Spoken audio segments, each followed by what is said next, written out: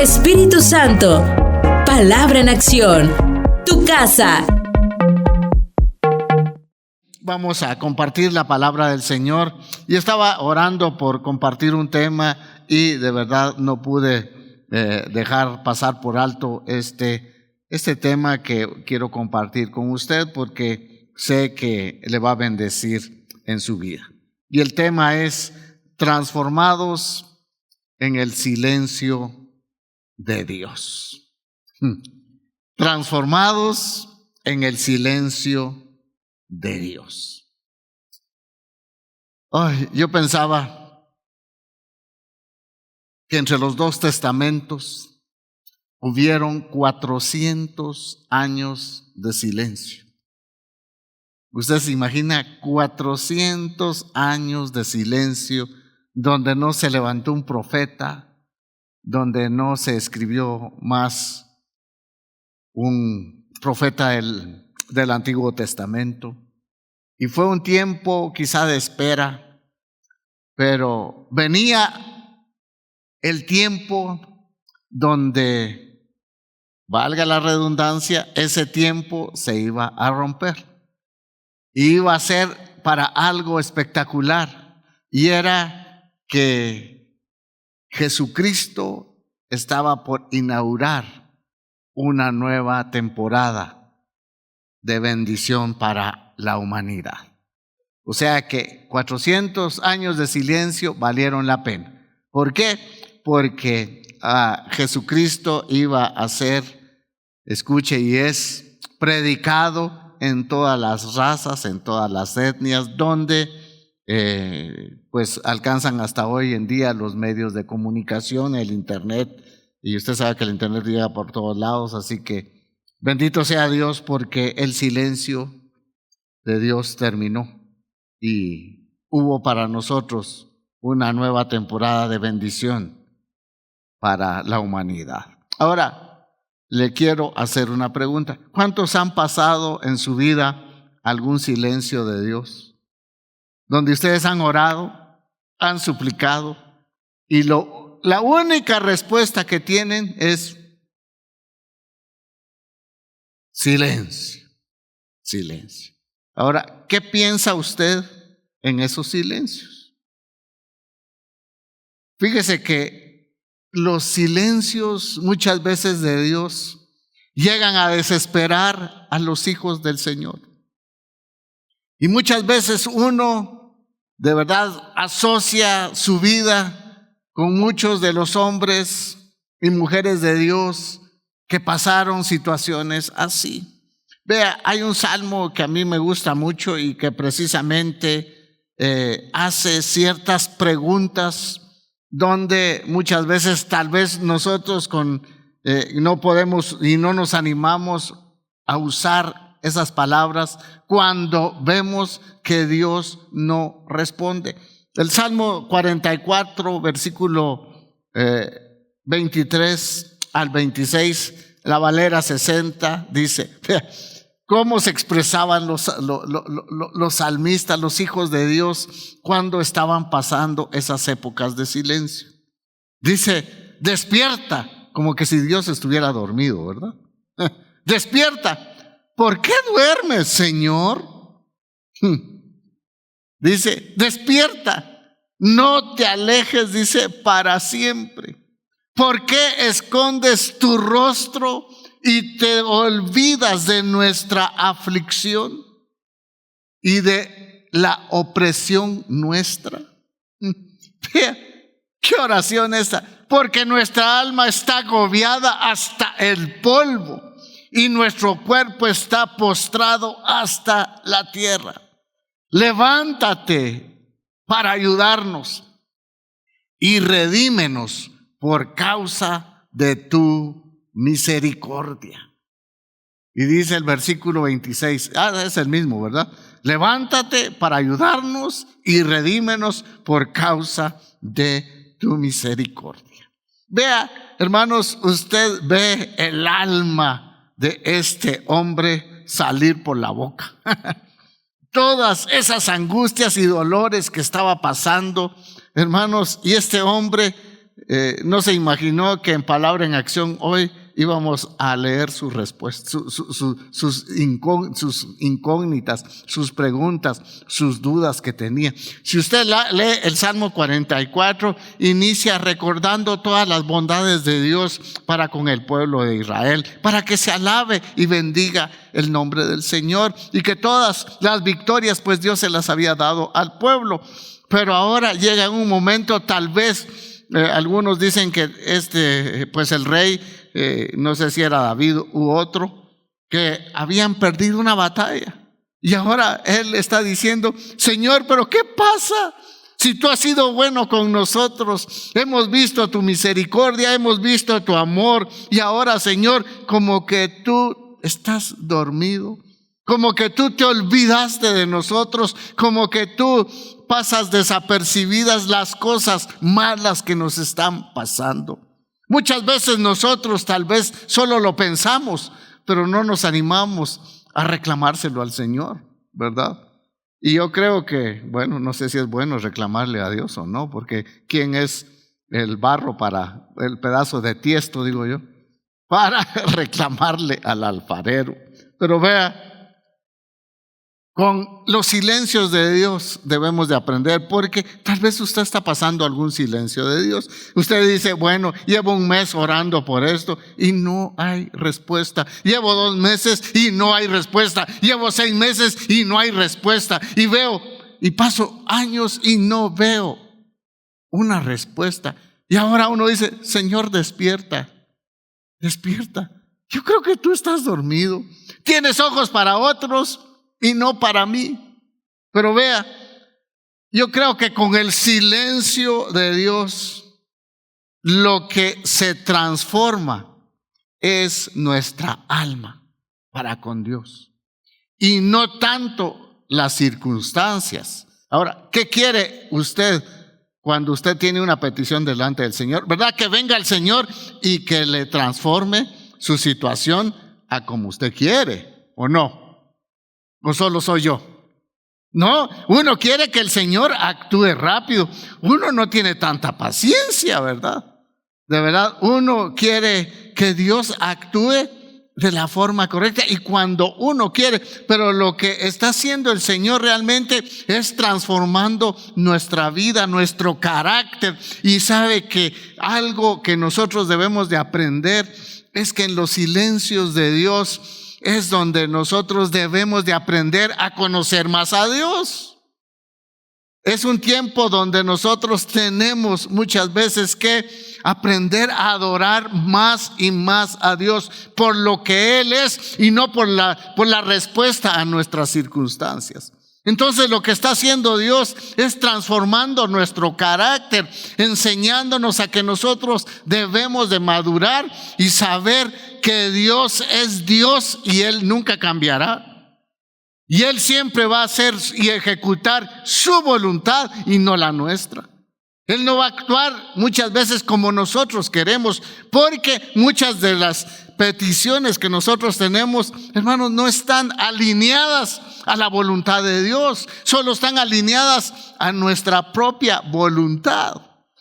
Y adelante puedo hablar de algunas cosas que muchas veces nosotros estamos orando y orando por algo y sabe que no vemos la respuesta porque a veces es cosecha de nuestras malas acciones que tomamos antes. Y ahora queremos que Dios, voy a poner un ejemplo claro. Vea, la Biblia dice que no debamos a nadie nada, o sí, o no. La Biblia habla de que el que presta es esclavo del que da. Punto y aparte. Ahora de repente uno no mide una situación y se mete y ahora está diciendo: Señor, despierta. Levántate, Señor. Ayúdame. Padre, no veo los milagros. Yo puedo sembrar. Yo recuerdo en una ocasión que había una actividad donde alguien estaba predicando que para poder nosotros tener una vida financiera saludable era necesario dar una siembra por lo menos de 500 a 1000 quetzales. Iba un señor a pagar su tarjeta y que ese dinero llevaba y salió corriendo. Y él llegó a la iglesia a depositar lo de la tarjeta, porque él dijo, con este pacto que yo estoy haciendo con Dios, ya mis finanzas van a ser sanas. Yo no supe más de él. No sé qué pasó. Pero muchas veces nos desesperamos y decimos, Señor, bueno, el Señor mandó al arcángel Miguel a darle a usted una tarjeta de crédito. ¿Ah? No, al ángel Miguel, pues. No, uno con sus propias manos. Y firma uno un documento donde es de este tamaño y las letras chiquititillas. Así, hasta que al final dice firme acá y uno no lee nada y firma. Y después uno va a reclamar, no, pero mire, usted firmó esto. Oh, dice uno, pero Señor, sácame de esto, pues. Voy a hacer cualquier cosa para poder ver tu mano poderosa y que tú me puedas sacar de las circunstancias. Ahora, lo que hace Dios muchas veces cuando guarda silencio es que está preparándonos a nosotros para que seamos más conforme a la imagen de su Hijo. Vea, hermanos, lo que hace Dios es que cuando nosotros estamos en esos silencios de Dios, es que si permanecemos adorando al Señor, creyendo en fe que Él es Dios, que Él nunca nos va a dejar y que va a actuar conforme a su voluntad y tal vez no como la nuestra, lo que estamos nosotros haciendo en ese tiempo es creciendo en fe. Y muchas veces solamente crecemos en fe cuando nos pasan esas cosas. De lo contrario, muchas veces no crecemos en fe. Y cuando seguimos confiando y cuando solo hay silencio, es, hermanos, una formación de carácter. De carácter. Usted sabe que el carácter es la carta de presentación de uno. Es como esas tarjetitas. Aquí va mi nombre, este dice que soy yo. Este es el carácter. Es una carta de presentación de quién soy yo. Pero nosotros no teníamos el carácter de Cristo, sino de aquel, ¿verdad? Y Dios nos quiere, hermanos, formar que tengamos un carácter de hijos de Dios. Y solamente muchas veces así podemos nosotros, vea, crecer en nuestra fe y nuestra alma es transformada, aunque las circunstancias no. Dios a veces responde con silencios. Usted se imagina, usted está orando y la respuesta de Dios es silencio. Un silencio total. ¿Y el silencio qué significa? No escucho nada. Nada de bulla. Y así uno puede ver. Hermanos, vamos a ver un silencio en la vida de un hombre y después vamos a ver el silencio en la vida de Jesús. Segunda Samuel, capítulo 12, versículo 15 al 23. Y vamos a leer algo de la historia de David. A mí siempre me impacta esta historia porque este hombre pues nos enseña mucho en muchas áreas de la vida, pero nos enseña específicamente en los silencios de Dios. Y Natán dice, se volvió a su casa. Y Jehová hirió al niño que la mujer de Urías había dado a David. Y enfermó, dice, gravemente. Entonces David rogó a Dios por el niño. Y ayunó David. Y entró y pasó la noche acostado en tierra. Y se levantaron los ancianos de su casa y fueron a él para hacerlo levantar de la tierra. Mas él no quiso, ni comió con ellos pan. Y al séptimo día, ¿cuándo? O sea, pasaron 7 días. ¿Qué pasó? El niño se levantó y fue al templo a darle gracias a Dios por el milagro recibido. No, ¿qué pasó? Al séptimo día, dice, el niño murió.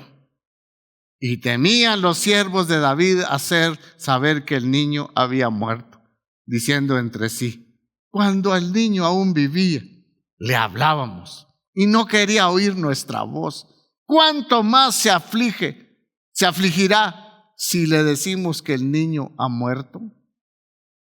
Mas David, viendo a sus siervos hablar entre sí, entendió que el niño había muerto. Por lo que dijo David a sus siervos. ¿Qué habían pensado los siervos de David? Que él se podía hacer daño cuando le dieran la noticia que el niño había muerto, porque lo conocían, que era un hombre muy valiente. Dice, porque dijo David a sus siervos: ¿ha muerto el niño? Y ellos respondieron, dice, ha muerto. Entonces David se levantó de la tierra, se lavó y se ungió y cambió sus ropas y entró en la casa de Jehová y adoró. Y después vino a su casa y pidió que le pusieran pan y comió. Y le dijeron sus siervos: ¿qué es esto que has hecho por el niño? Viviendo aún, ayunabas y llorabas, y muerto él, te levantaste y comiste pan. Y él respondió: viviendo aún el niño, yo ayunaba y lloraba, diciendo: ¿quién sabe si Dios tendrá compasión de mí y vivirá el niño? Mas ahora que ha muerto, ¿para qué he de ayunar? ¿Podré yo hacerle volver?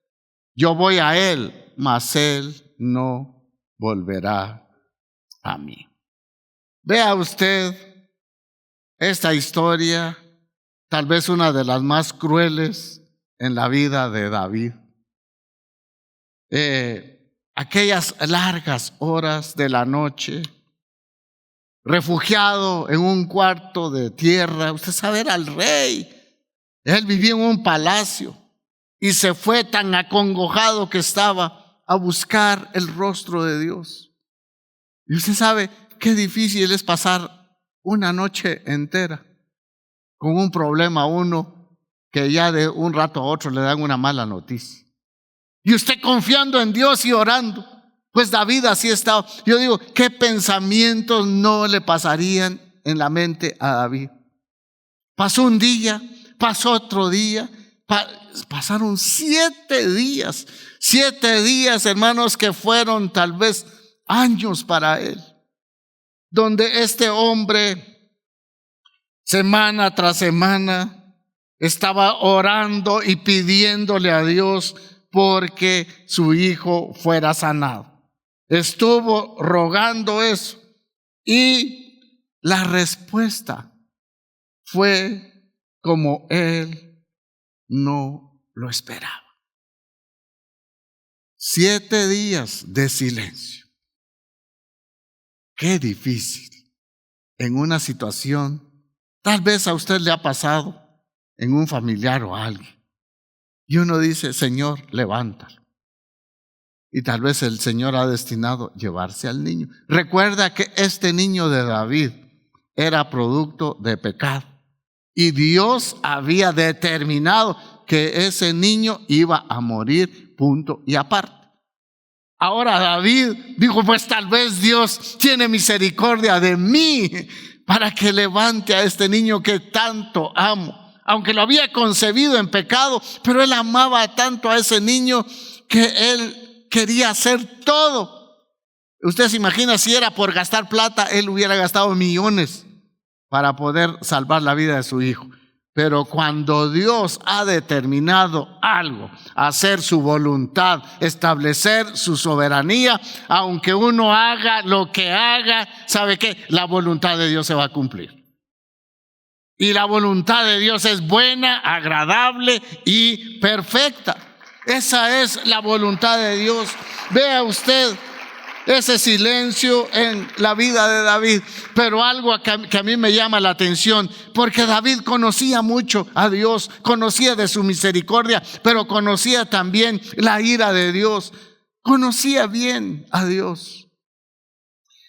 Y este hombre, cuando sus siervos no le querían dar la noticia, porque dijeron, ¿qué va a pasar ahora con el rey? Ahora que le llevemos la noticia que el bebé ha muerto. Sí, cuando estaba vivo no quería comer, estaba triste, estaba ayunando, pidiendo misericordia y el favor de Dios. Y ahora que el niño ha muerto, ¿qué puede pasar con él? Se puede quitar la vida, alguna locura puede hacer. Y no le querían dar la noticia, y cuando se la llevan, ¿sabe qué hace ese hombre que conocía que Dios muchas veces habla con el silencio? Y que Él responde cuando Él quiere y como Él quiere. Y como dijo un hermano, como se le da la regalada gana a Él.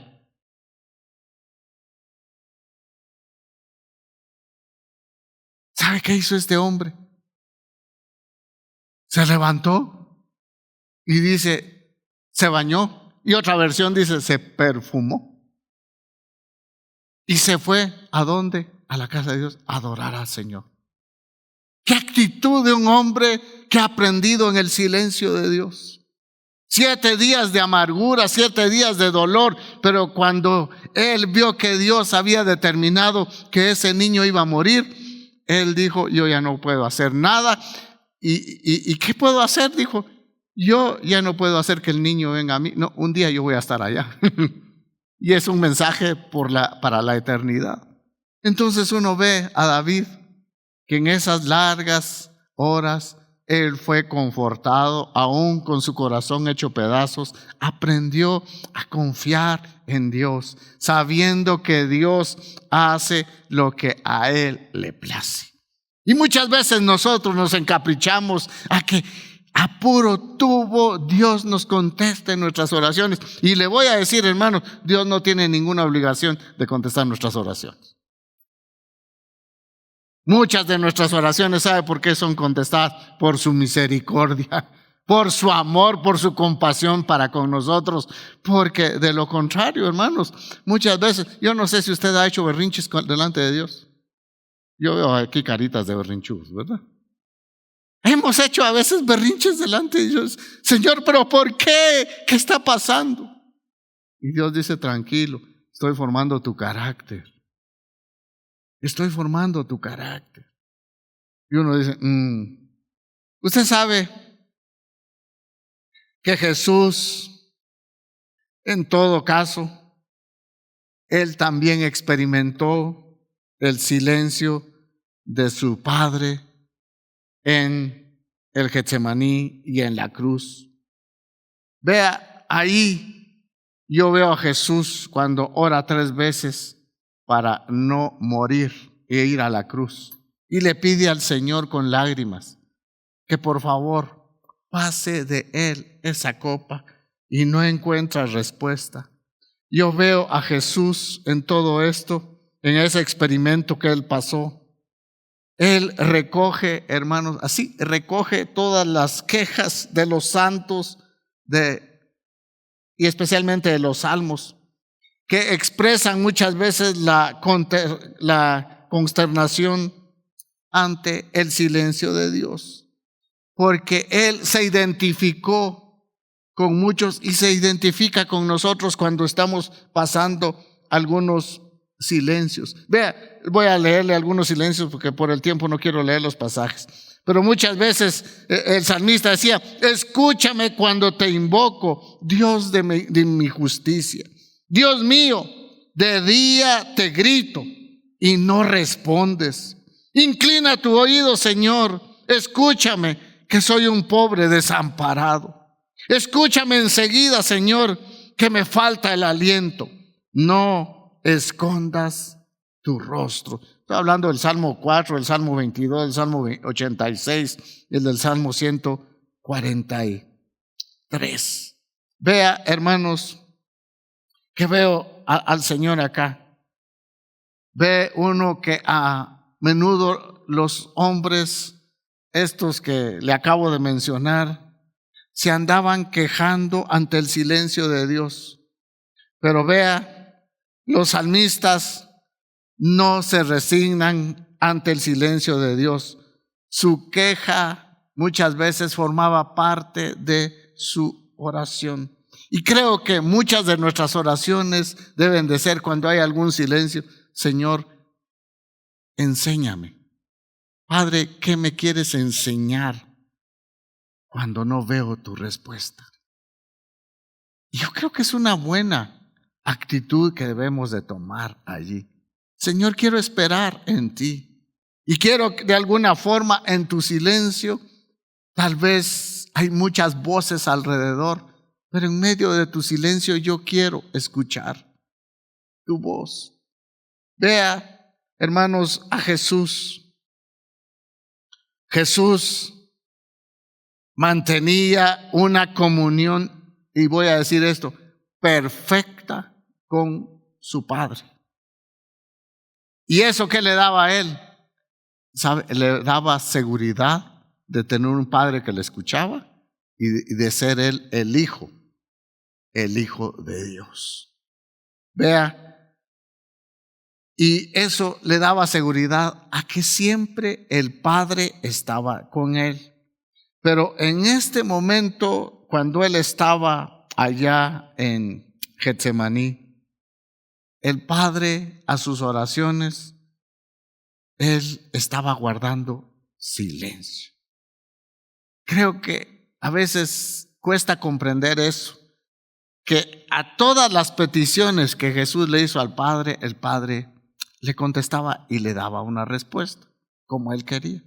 Pero ahora cuando él quería que fuera hecha su voluntad, el Padre ni siquiera le responde. Y no le digo, dice, no hijo, es que tú tienes que ir a la cruz. Se lo había dicho antes, pero en ese momento uno no ve la voz de Dios.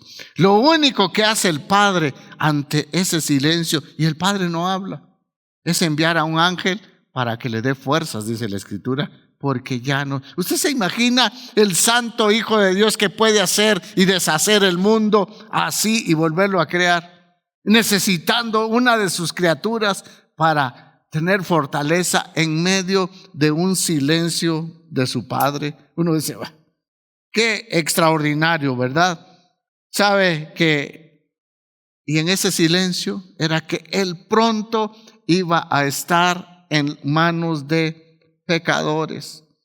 Lo más triste no fue que sus discípulos no lo pudieron acompañar en la oración, porque ¿cuántas veces se quedaron dormidos como ustedes vean el culto?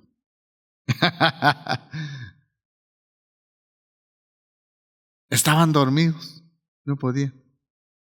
Lo más triste para Jesús no fue quedarse solo acá en la tierra sin la compañía de sus más íntimos.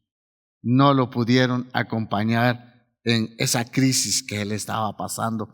Y esto me lleva a mí a pensar muchas veces que en medio de los problemas de la vida, muchas veces la cercanía de nuestros familiares, de los hermanos, no nos van a ayudar mucho.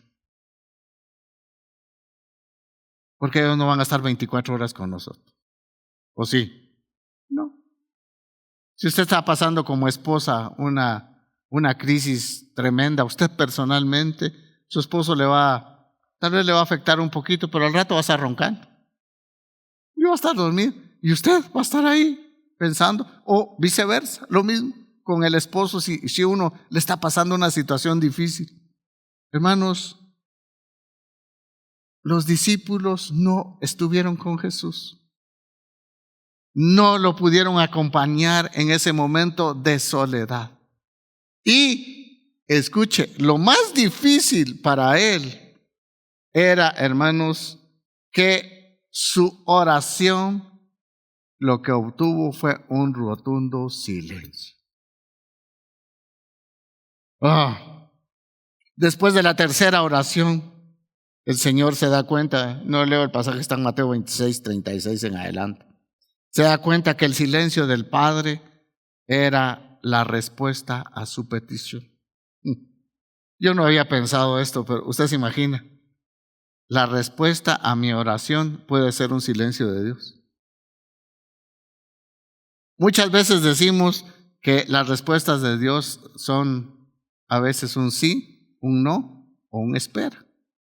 Pero como con Jesús no fue un sí, no fue un espera, sino el silencio lo que daba a entender era un rotundo no. No se puede hacer tu voluntad.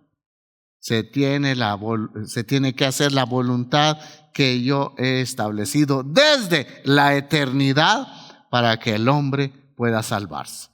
Y el único que lo puede hacer eres tú. Vea, el silencio del Padre era una respuesta a su oración. Vea, hermanos, con esto yo aprendo algo, con estas dos oraciones, con estas dos personajes de Jesús y David. Yo aprendo algo, que cuando el Padre vea esto, ha determinado hacer algo, Él lo va a hacer siempre. Va a hacer su voluntad, vea, porque si su voluntad ya está decretada, se tiene que hacer, se tiene que cumplir. Y nadie puede, escuche, poner obstáculos para que la voluntad de Dios no se cumpla. ¿Sabe qué queremos siempre? El pueblo de Dios. El pueblo de Dios siempre queremos escuchar la voz de Dios. ¿O no? Sí. El pueblo de Dios queremos ver su poder manifestado. El pueblo de Dios siempre lo que queremos es ver el favor del Altísimo en bien nuestro. ¿Sabe qué nos encanta ver? A nosotros un Dios que se mueve, que se activa a nuestras peticiones. Y eso qué bonito, ¿verdad? Pero muchas veces el silencio de Dios nos dice otra cosa, ¿verdad? Y lo que muchas veces necesitamos nosotros es que Dios actúe inmediatamente a sacarnos de los problemas y que responda a nuestras peticiones y nuestras necesidades que siempre nosotros tenemos. Vea, hermanos, ¿qué hacer cuando encontramos un silencio en nuestra vida y en nuestras oraciones? Vea, uno puede llegar a una conclusión. Dios no me escucha. No sé si a usted le ha pasado por la mente eso.